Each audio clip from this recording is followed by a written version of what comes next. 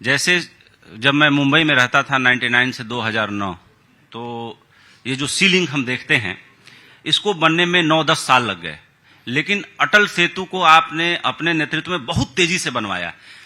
तो कैसे इतना तेजी से बन के डिलीवर हुआ? तो एक्चुअली जिस समय मैं मुख्यमंत्री बना तो मैंने ये तय किया कि ये सिर्फ कागज पे नहीं रहना चाहिए, इसको हमको फाइनल करना है। तो पहले उसका अलाइनमेंट फाइनल किया। अलाइनमेंट फाइनल करते समय एनवायरनमेंट की बड़ी अड़चनें थी। एक एक अड़चन जो हमने दूर की उस पर एक किताब लिखी जा सकती है। सुप्रीम कोर्ट तक लड़ना पड़ा, लेकिन फाइनली उसकी अलाइनमेंट हमने फाइनल की और उसका काम हमने शुरू किया। और मैं ऐसा मानता हूं अगर कोविड का पीरियड छोड़ दिया जाए तो एक रिकॉर्ड हमारे देश में हमने तैयार किया कि 5 साल में 22 किलोमीटर की सी लिंक हमने तैयार करके दिखाई, जिसके ऊपर आज बड़े पैमाने पर ट्रैफिक चल रहा है। अगर हम ये जो कोस्टल रोड है इसकी बात करें तो कोस्टल रोड की भी परिकल्पना 25 साल पहले तैयार हुई थी, लेकिन होता कुछ नहीं था। केंद्र में भी जिस समय कांग्रेस की सरकार थी और राज्य में भी कांग्रेस की सरकार थी, उस समय हमारे मुख्यमंत्री जाते थे, वापिस आते थे। इसमें सबसे बड़ा प्रॉब्लम यह था, हमारे देश में सीलिंग बनाने के लिए तो परमिशन था, लेकिन कोस्टल रोड बनाने के लिए रिक्लेमेशन करना पड़ता है, उसका परमिशन नहीं था।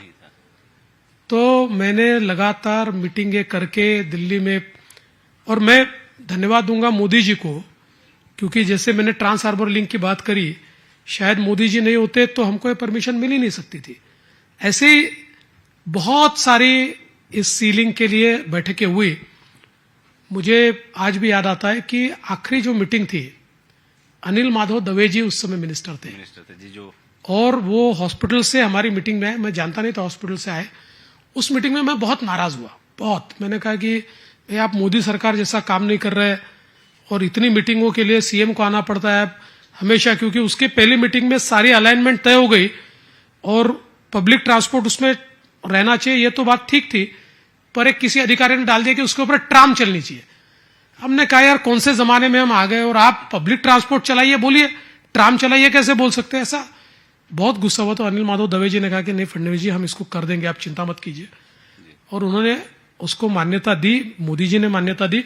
ये बड़ा दुर्दैव है कि उसके कुछ समय बाद ही अनिल माधव दवे जी हमारे बीच से निकल गए।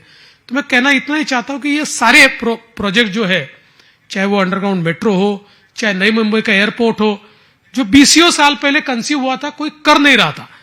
और हमने इसको करने के लिए जैसे एक हम लोगों ने एक प्रोसेस हमारी जो तैयार की, क्योंकि मुंबई में अगर एक प्रोजेक्ट करना है तो 18 अलग अलग एजेंसी है जिनसे आपको परमिशन लानी पड़ती है, और हर एजेंसी को लगता है कि इस परमिशन की फाइल पर बैठना ये मेरा जन्मसिद्ध अधिकार है।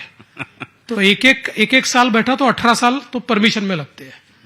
तो हमने जितने प्रोजेक्ट्स हैं, इन प्रोजेक्ट्स में हमारी एक वॉर रूम तैयार की थी, और इस वॉर रूम में सभी को साथ में बैठाते थे और हमें कहते थे कि आपकी तकलीफें क्या है बताइए, उसका निवारण यहां करेंगे, फाइल पर मत बैठिए।